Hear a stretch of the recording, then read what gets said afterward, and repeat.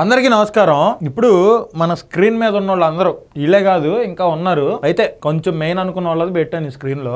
దగ్గుబాటి రాణా, హర్ష సాయి, ప్రకాష్ రాజ్, విజయ్ దేవరకొండ, శ్రీముఖి, అనన్య నాగల్ల, ఇంకా వైఎస్ఆర్ కాంగ్రెస్ పార్టీ అధికార ప్రతినిధి శ్యామల గారు, రీతు చౌదరి, మంచు మోహన్ బాబు గారి కూతురు మంచు లక్ష్మి, వీళ్ళే కాకుండా బయా సన్నీ యాదవ్, సుప్రీత, ఇట్లాంటి వాళ్ళు, టేస్టీ తేజ, ఇట్లాంటి వాళ్ళు మొత్తం ఒక 29 మంది తేలేరు. అసలు వీళ్ళందరి గురించి నేను ఎందుకు చెప్తున్నాను అంటే వీళ్ళందరూ బెట్టింగ్ యాప్లు ప్రమోషన్ చేశారు. బెట్టింగ్ యాప్స్ అంటే ఏంటంటే మనం యూట్యూబ్ ఓపెన్ చేసినా, ఇంకోటి ఓపెన్ చేసినా, ఇన్స్టాగ్రామ్ లో వాళ్ళ రీల్స్ ఓపెన్ చేసినా వాళ్ళు ఏం చెప్తారంటే ఏదో ఒక బెట్టింగ్ యాప్ ని ప్రమోట్ చేస్తా, దీంట్లో ఆడండి, మీకు కావాలి డబ్బులు గెలవండి, దీంట్లో ఆడండి, దీంట్లో ఆడితే మీకు ఖచ్చితంగా డబ్బులు వస్తాయి, మీకు వెంటనే విత్డ్రాల్ అవకాశం దొరుకుతుంది, 2 నిమిషాల్లో డిపాజిట్ చేయొచ్చు, 20 నిమిషాల్లో విత్డ్రా చేసుకోవచ్చు, ఇలాంటి మాటలన్నీ చెప్పి వీళ్ళ రీల్స్ చూసే వాళ్ళని, వీళ్ళ ఇన్స్టాగ్రామ్ లో ఇంకా ఇతర సోషల్ మీడియా ప్లాట్ఫామ్స్ లో వీళ్ళని ఫాలో అయ్యే వాళ్ళందరినీ, మాక్సిమం సోషల్ మీడియాలో వీళ్ళని ఫాలో అయ్యేది ఎవరండి?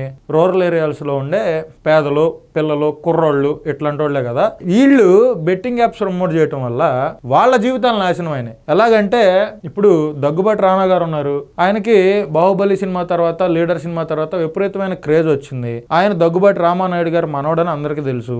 ఆయన ప్రమోట్ చేస్తే ఇప్పుడు కుర్రోళ్ళు మనసులు ఎంతసేపు మారుతాయండి? ఓకే, రాణా గారు దీన్ని ప్రమోషన్ చేశాడు, సో ఇది ఒకసారి వెళ్ళి చూద్దాం దీన్ని అని కూడా డబ్బులు లక్షలు పోగొట్టుకొని రోడ్ల మీద పడిన వాళ్ళు లక్షల్లో ఉంటే, వాళ్ళ ఇళ్లలో ఆస్తులు అమ్ముకొని అప్పులు కట్టిన వాళ్ళు వేలల్లో ఉంటే, ఆత్మహత్యలు చేసుకొని డబ్బులు కట్టలేక చనిపోయిన వాళ్ళు 100లో ఉన్నారు. వీళ్ళందరికీ వీళ్ళ చావులకు కానీ వీళ్ళు రోడ్ల మీద పట్టడానికి కానీ బాధ్యత వీళ్ళందరూ ఈ 29 మంది వహిస్తారా? ఎవరు వహించరు. ఇప్పుడు రాణా గారికి ఏమన్నా ఆస్తులు తక్కువ ఉన్నాయా? కోటాను కోట్లు ఉన్నాయి. ఈ హర్ష సాయి అనేవాడు మొన్నటిదాకా యూట్యూబ్ లో విపరీతంగా డబ్బులు సంపాదించాడు. ఏదేదో చేసేవాడు, డబ్బులు అనేవాడు, ఊరికే డబ్బులు ఇస్తున్నాను నేను అనేవాడు, ఏదో ఆడి ప్రమోషన్ అటు చేసుకున్నాడు, లక్షలు సంపాదించాడు. ఈ ప్రకాష్ రాజ్ అనే వ్యక్తి కొన్ని వేల సినిమాల్లో యాక్ట్ చేశాడు. ఈయన దగ్గర లేని డబ్బులా? సరే, విజయ్ దేవరకొండ ఎన్ని సినిమాలు చేశాడు? పెళ్లి చూపులు, టాక్సీ వాలా, ఇట్లాంటి సినిమాలు చేసి ఈయన కోట్లు బాగానే సంపాదిస్తున్నాడు. ఇక వీళ్ళ జోలికి వస్తే మన శ్రీముఖి గారు, ఆవిడ లేని షో ఏమన్నా ఉందా? ఇప్పుడు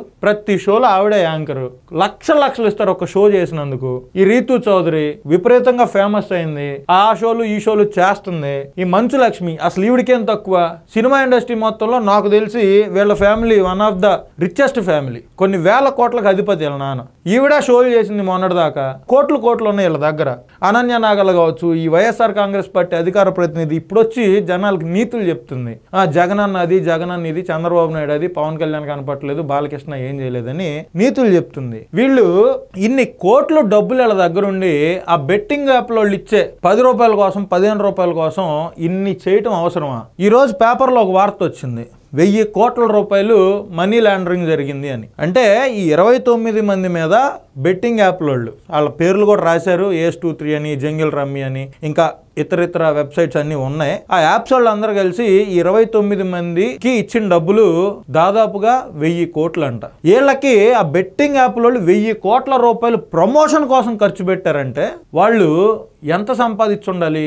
ఈ డబ్బు అంతా ఎవరిది? ఇప్పుడు 100 కోట్లు వస్తే గానీ 1 కోటి రూపాయలు ఖర్చు పెట్టరు. 1000 కోట్లు వీళ్ళకి ఇచ్చారంటే వాళ్ళు ఎన్ని వేల కోట్లు సంపాదిస్తే వీళ్ళకి 1000 కోట్ల రూపాయలు ప్రమోషన్ కోసం కేవలం ఖర్చు పెడతారు చెప్పండి. ఈ డబ్బులన్నీ పోగొట్టుకునేది ఎవరు?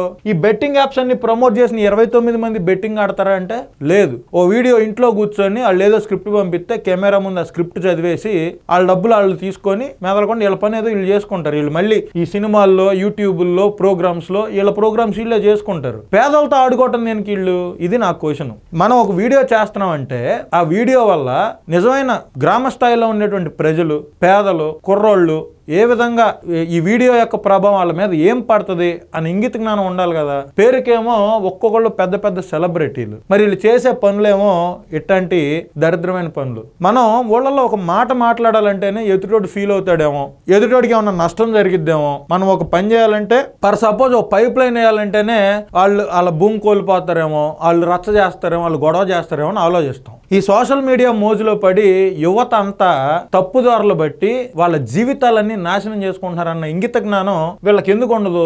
అమితాబ్ బచ్చన్ గారు ఉన్నారు, ఆయన ఒకానొక సమయంలో కూల్ డ్రింక్ యాడ్ ఇచ్చారు. ఆ కూల్ డ్రింక్ కి యాడ్ ఇచ్చిన తర్వాత ఆయన రియలైజ్ అయ్యి ఇక జీవితంలో నేను ఇట్లాంటి కూల్ డ్రింక్స్ ప్రమోషన్ చేయను అన్నాడు. మళ్ళీ ఆ తర్వాత ఇప్పటి వరకు ఆయన చేయలే.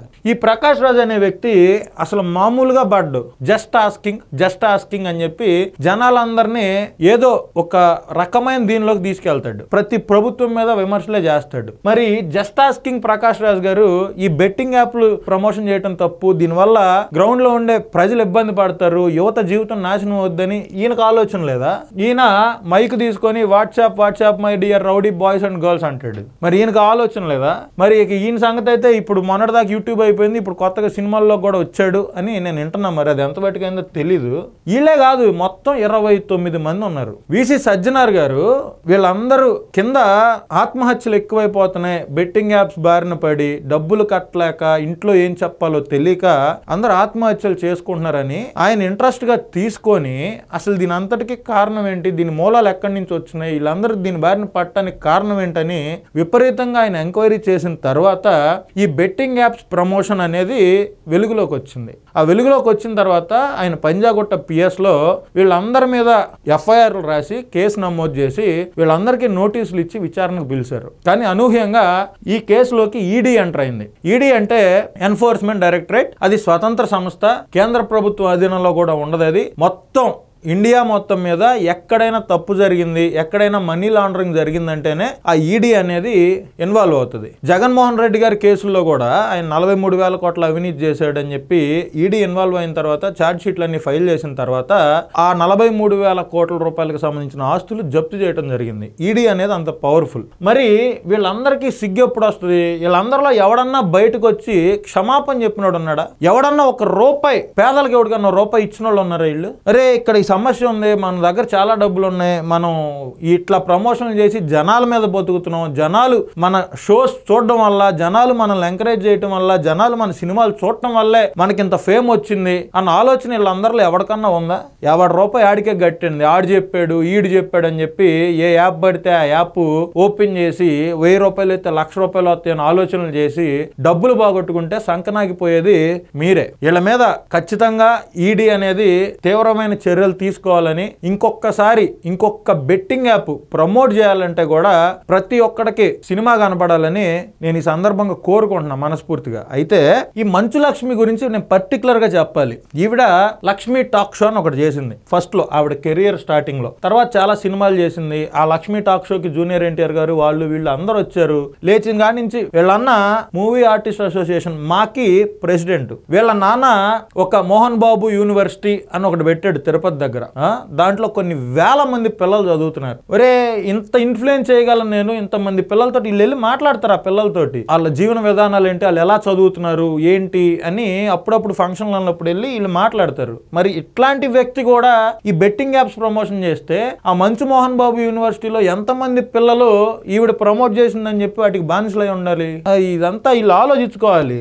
ఈవిడ ఇక లేచిన దగ్గర నుంచి విపరీతమైన నీతులు చెప్తుంది. బాబోయ్ ఆమె నీతులు, ఆమె సూక్తులు ఏంటంటే నిజంగా నాకు మళ్ళీ రామదాస్ వచ్చి శ్రీరాముడి గురించి పాటలు పాడుతున్నట్టు ఉంటది, లేకపోతే అన్నమయ్య వచ్చి శ్రీ వెంకటేశ్వర స్వామి గారి గురించి పాటలు పాడుతున్నట్టు ఉంటది ఈవిడ చేసే భజన జగన్మోహన్ రెడ్డి గారికి. ఈవిడ రాజకీయాల్లో ఉంది. రాజకీయాల్లో ఉన్న వ్యక్తి ఏ విధంగా మసులుకోవాలి, రాజకీయాలకు వచ్చే ముందు ఆవిడ ఎంత క్లీన్ బ్యాక్గ్రౌండ్ తో రావాలి. అయితే జనాలు ఏమనుకుంటున్నారంటే వైఎస్ఆర్ కాంగ్రెస్ పార్టీలో అధికార ప్రతినిధి పోస్ట్ లో ఉండాలంటే ఇట్లాంటి పనులు చేయకపోతే ఆ పోస్ట్ రాదు.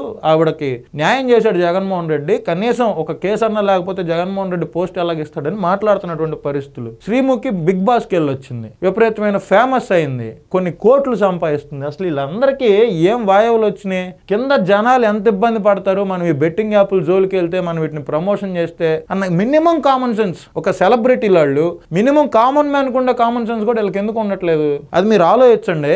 మీరు వీళ్ళకి ఎటువంటి తీర్పు ఇస్తారో దయచేసి కామెంట్ రూపంలో మీరు తెలియజేయండి. మీ అమూల్యమైన సలహాలు సూచనలు ఏమైనా ఉన్నా కూడా కామెంట్ రూపంలో తెలియజేయాలని మనస్ఫూర్తిగా కోరుకుంటున్నా. నమస్కారం.